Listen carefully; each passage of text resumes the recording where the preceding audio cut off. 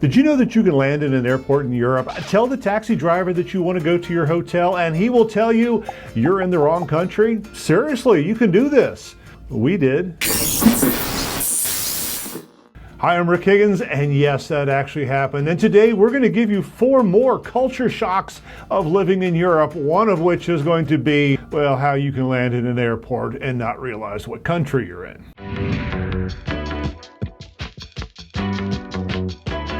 Cultural oddity number 1, and that is hula hoops. Because in America, we tend to walk around with a hula hoop around us, a certain boundary of personal space, a bubble, if you will, that we rigidly maintain. In Europe, not so much. Things are very different. Now, I'm going to tell you a tale from Iceland. When you're in Iceland, people will tailgate you constantly, not because they're angry, aggressive, or just trying to say hi, or maybe even get warm. It's just because that's what they do. They have no concept of personal space, which is really weird in a giant country which only has like 7 people in it. If you go into the grocery store and you are standing on that spot looking for something, guess what? Somebody's going to be in that spot with you. They might even be trying to take something out of your hand. It's just the way it is. When you walk around a major street in Europe, right now in America, we sort of have this, oh, we know how to pass each other. We know how to.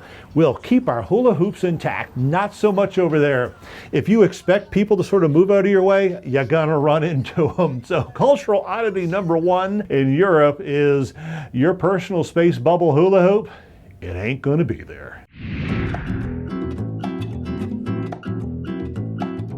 Cultural oddity number 2, and that is the way you're going to shop for food. Now, here in America, we go down to the giant big box Winn-Dixie Piggly Wiggly thing, and we shop through all 27 aisles of that store. Over there, not so much. Now, in Barcelona, for instance, every major neighborhood has their own market. By market, I mean this huge market with at least 20 stalls in it. Every stall, and even the shops all around the city, specialize. If you want a fruit and vegetable, you're going to the fruit and vegetable guy. Same with the chicken guy, the olive guy, the spice lady. I mean, you name it, they specialize. Now, it's really cool. The way you shop over there is you don't go down to Costco and fill up your car and fill up your freezer, and there you eat processed frozen food for the rest of your days. You shop for what you're having for dinner tonight, maybe for the next 2 days. It's fresh. If it didn't come in that day or the previous day, they're not selling it to you. And the best part is, if you have a question or an idea, or you want a recipe or something, or just some knowledge about the food you're about to put in your face, they know it. That fishmonger knows exactly where that fish came from, probably who caught it, and can tell you everything you need to know. When you order chicken, they don't just put it in a thing for you. They will slice it up perfectly while talking to you about the latest gossip of the neighborhood. It is an incredible way to shop. And once you do it, you're never going to go back to Costco Big Box BJ's ever again. Just want to interrupt real quick to tell you this video is sponsored by me. Yes, me. I am sponsoring this video. Real quick, did you know we have a Patreon page? If not, here's a link and one in the description below. But now we'll return you back to your video already in progress. And cultural oddity number 3 is trains, buses. I was going to throw a few more things in there, but really it's just trains and buses. Here in the United States, we live for cars. We've created, a highway system everywhere, and we drive our fast gas guzzling cars all through it. Now, don't get me wrong.